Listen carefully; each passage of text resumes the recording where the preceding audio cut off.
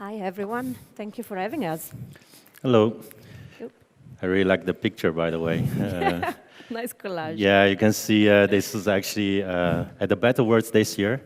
We got some very nice recognitions from the Better Words, so we're obviously happy. It's a great pleasure to be here today. Basically, we're from Arduino Education, and today we're going to talk a little bit about what we do, and especially with Alicia, that we're going to talk a little bit about the experiences as well. My name is Yu Hu. I'm a head of education at Arduino Education. I have an engineering background, and I've been working at tech for the past 7-8 years, trying to bring all kinds of different tools to the market. And Alicia, my colleague here, she's working in the user research domain and as an interaction designer background as well. Today what we're going to do is I'm going to give you a little bit of overview of what we do at Arduino Education, a bit of history, a bit of portfolio, a bit of how we approach the education in general. And afterwards, Alicia will give you a deep dive about how we bring the educational experience into our products in order to take care of our teachers and students in the classrooms. All right, so probably some of you have heard about Arduino before, and it sounds like a complex PCB that you have to use a lot of jumpers and breadboards to work with. But actually, Arduino was born in education. It was born in a Interaction Design Institute in Italy, where the board was designed to help students who doesn't have the backgrounds in electronic engineering coding to build their own projects. So you see, back then, our co-founders, when they don't have gray hairs on their beard and hair, they were very enthusiastic to make sure actually students can directly move into the project they have. And why they have this problem? Because these students are not equipped with the knowledge about electronics, about the coding, but they really want to do something interactive. They start with soldering boards, they started with, let's say, building everything from scratch, and it turns out that most of the boards are not usable afterwards. So that's where Arduino was born, to help general prototyping into the reality, helping people to actually create what you have in mind. So later on, over the past almost 20 years, you see all kinds of applications starting from Arduino solutions. You can see from 3D printing to industrial drones, they all somehow going through using Arduino from prototyping or from even eventually production sites parts as Arduino at the heart of them. So basically, at Arduino, one of the important mission is to make sure anyone they can innovate by making complex projects through a very open and simple way as a platform. Now Arduino has become one of the largest hardware community out there. There are millions and millions of users actually not only using Arduino platform to prototype and to make their own products to learn, but also there are a lot of people, they contribute to the system, they contribute to the development of the firmware, libraries, the hardware as well. That's also going to be one of the things later on, Alicia talking about how to involve users for our experience. So now at Arduino, we have different segments, and we're from Arduino Education. We're basically trying to bring learning by doing in order to help students becoming these innovative, creative makers. And by doing that, then they will start to become engineers and start to prototype their own products and making their own products. We also have Arduino Pro, where are more highly connected, compressed products to help them to build their own complex systems. So at Arduino Education, we're basically looking at the gap between the actual industrial skill requirements and what we can bring to bridge that gap. And we want to make it, as always, what we do, make it much easier to use and make it affordable, make it very skill-oriented.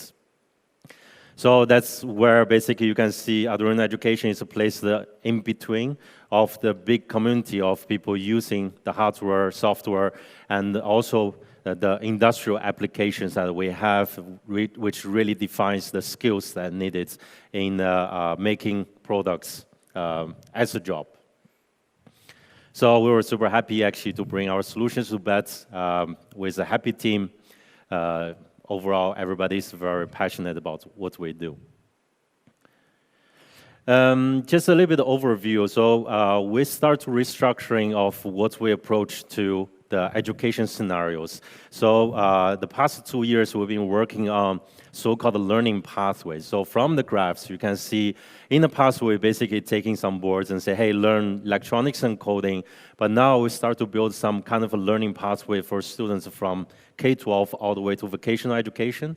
What you want to see is that, for example, here, robotics is typically coming with certain learning experience with Alvic as a product, but then it will further move into higher education using engineering kits to learn more about control theories and also with MATLAB, for example, and then eventually move into prototyping boards and industrial boards and how you can actually adopt them in the job grades. So this is what we've been trying to build, is to give students and teachers a kind of clear goals about where they are leading into and becoming equipped with useful soft and hard skills in their career in the future.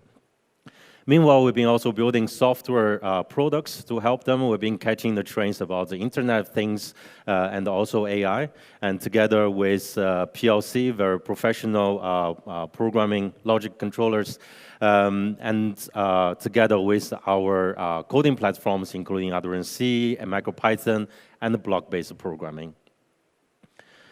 The other thing is about a little bit about the experience, of course, is, as an overview, Alicia will touch base more, is that we're not only looking at the hardware and software products, we're also looking at how we can help teachers to actually build their activities in the classroom much easier. So we have a very complete documentation website, but we also always include the lesson plans into our products, as well as very good local supports and local partners to help teachers to get trained as well.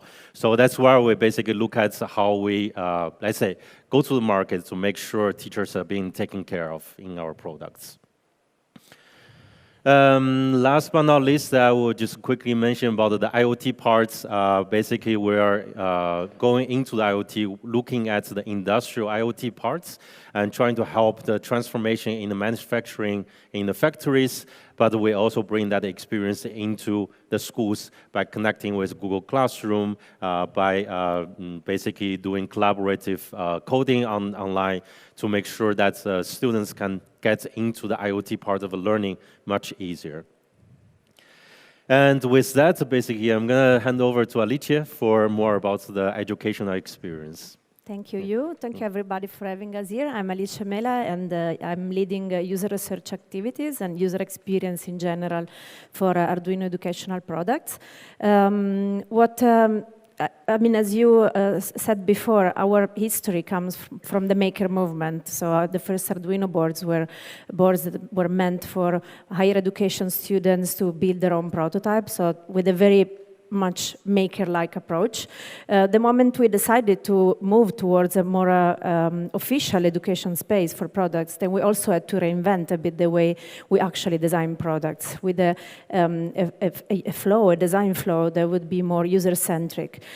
So we really had to stop and think on how do we want to build relevant experiences for teachers and students at the same time at different grades. So how do we do this? We put together a lot of design thinking approaches in the way we develop products, and that are ever-changing as well. So we experiment a lot internally to the development team. And we definitely come from an iterative approach to design development, which is also very typical of technology and R&D. So like going through a lot of prototyping steps.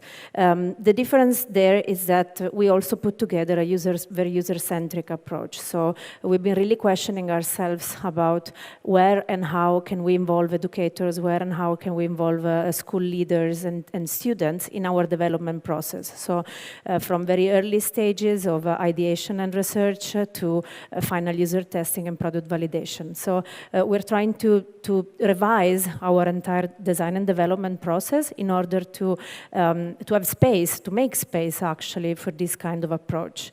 And so we're trying to merge the traditional iterative approach from design development and user-centric approach. We're experimenting with a lot of different activities where we try to involve educators. So we involve educators in early stages of ideation, so maybe focus groups and creative workshops. But we also do involve them in content development at different phases so that we can have initial content development phases that can actually help us define the requirements of our products so that we are still in time to change that product and to eventually make space for the real needs of the educators and the schools. And then we go into further steps of iterativity by following this approach. I have some use cases of some of the latest products that we have worked on, especially over the past year, which are also on show in the other room. So if you didn't have the time before the talks to have a look, you can come visit us in the next break. Well, something that we have just launched and is going to be soon available on the market, it's Alvik. Alvik is our first educational robot. So it was a huge development effort, and it's a product we're very proud of. The challenge here was, again, how can we move far from a more technology-driven approach in developing products that was more traditional to the older, to the maker products in Arduino, and create a flow, a design flow that is actually making space for the teacher's requirement in the very early stages of the development. So, and how can we foster this iterative involvement of educators in the design process from the beginning to the end of a product development. So this is a very brief summary of how the development of Alvik went. So we managed to involve educators in the very early stages, and we asked them to help us define what were the basic needs in teaching robotics for them. So that with that information in mind, we could already draft what the product would be like. And then developing a product like Alvik, but basically developing any tech hardware product like that, requires many cycles of prototyping. I think we went through 6 cycles of prototyping. And between each of the main cycles of prototyping, we were involving educators again. At different levels, maybe different educators also from different countries, so that we would make sure that we were covering all the curriculum that we were interested in. So we involved teachers from Europe and from the US to define the curriculum standards that we wanted to cover with the product and with the content plan. And then we went on another cycle of prototyping. And then we involved teachers again in developing the content and also testing the prototype to find out whether the experience we were crafting was in line with their expectations and with the needs that their students and their pupils have in the class. And then moving forward, we tested until we got to the final product. So the testing were validations that were getting closer and closer to the final thing, to the final result.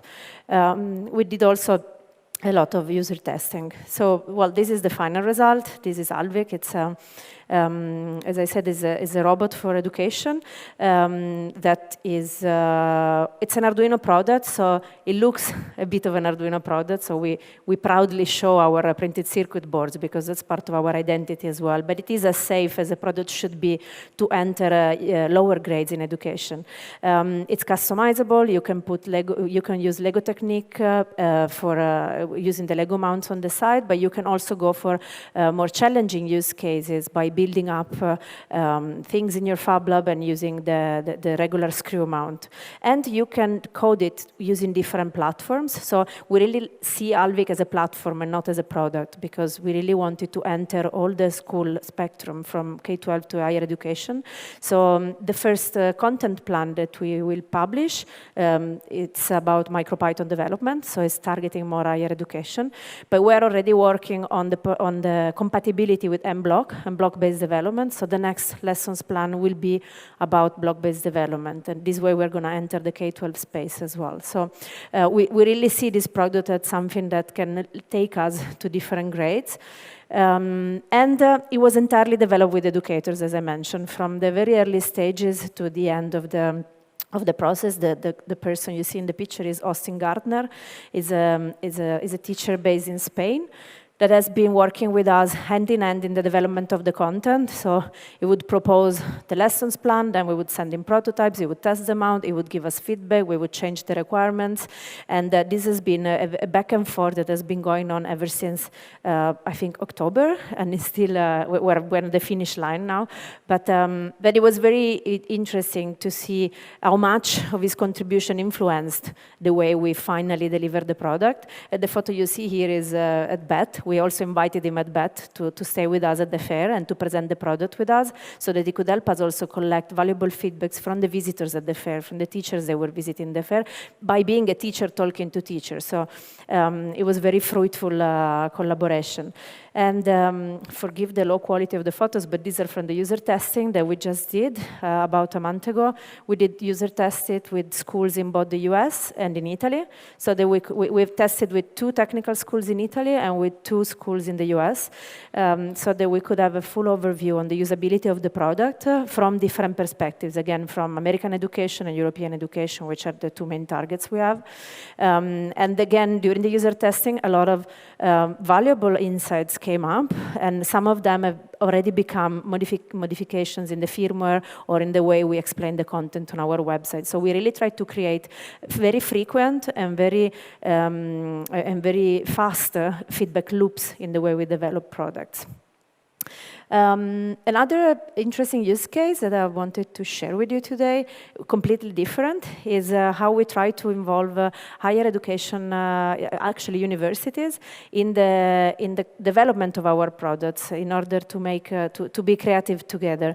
So another product that we launched in the past year is the Science Kit. I think we have a video here.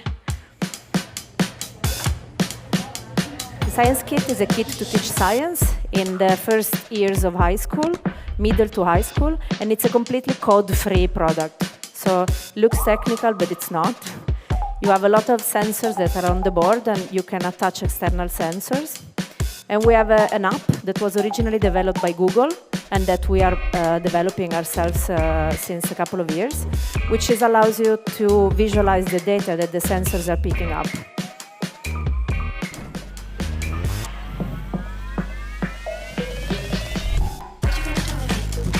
So the board can be attached to batteries as well, so you can really use it for real-life use cases.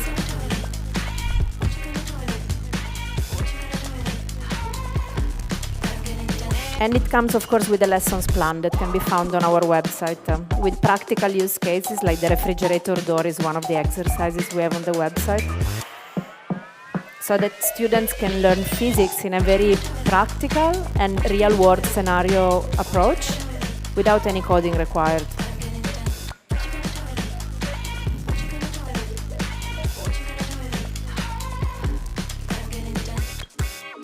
The kit comes equipped with some sensors, like there is a temperature probe, we have a sonar sensor and some actuators, and then the exercises can be executed using these sensors and also materials that you can find in your home and in regular schools. But you can also expand it with more sensors in case you have a school with a lot of sensors, and we already have compatibility for many of those in the app as well. So the challenge here was, okay, we have this approach which was coming with the idea of having it in the space of physics teaching. All the content, again, was developed with the teacher, Alan Bates, a teacher based in the UK, that we worked hand in hand for 6 months in the development of the product and in the content plan. But then we thought, okay, how can we have the same approach and move it to some other disciplines that maybe might also require or would become more engaging by having this kind of approach? So what we did was we involved TU Delft. So TU Delft is a technical university in Delft, the Netherlands, which is where I did my master's and where also Juhu did his PhD. And they have a master in interaction design, which is a very historical master in interaction design. When they started, interaction design was not a thing in Europe. So we came to them with this challenge, and we asked them to be creative. We gave them curricula, we gave them a lot of theoretical material that it would have been hard for them to find, to discover, and we gave them the time to study it, and then we gave them the challenge to bring this same approach to different STEM disciplines. And they came up with a lot of ideas that probably will become in the future maybe new projects or new iteration of the science kit. And it was very interesting to see how we can expand our creativity and our creative team by involving formal education at all levels. So these were some of the examples for the math, the sports sciences, chemistry and biology, which were the main tracks that we proposed them to work with, and the ones they chose. And, well, my very last scenario is about the demos. You might have seen in the other room, we have this rolling pin. So the challenge here was how can we make it even more engaging? So we have already the science kit, it's fun, but how can we make it more attractive? And this is a collaboration we did with another design university in Italy, which was already collaborating with the physics faculty, La Sapienza in Roma. And we put together all our efforts, and we created this approach on how to visualize and how to experiment with the science kit. So you see, we have a pendulum, we have this rolling cart, and we have a spring on the right. And there were more objects, but I think these three are the most meaningful one. But this is just to say we're trying to experiment on all different levels in collaborating with schools and teachers while we are building a teachers community. That is something we're very proud of. So month by month at every event we collect new leads and we enlarge our teachers community for us to have more and more educators to collaborate with in the future. So just leave you with a few takeaways and then I will leave the stage. So I think that the main things that we have discovered across this path and that we're trying to experiment with is, first of all, we try to put content before technology and stay far from a technology-driven approach in developing products because we believe that that's the way to do it in education. We try to create layer experiences, meaning that we have sometimes educators that are very technical and educators that really are afraid of technology. So we try to propose products that can be easily approachable by the ones that don't feel confident with technology, but that are also open ecosystems for the ones that want to dig into it and want to experiment. And this is very much the philosophy from Arduino.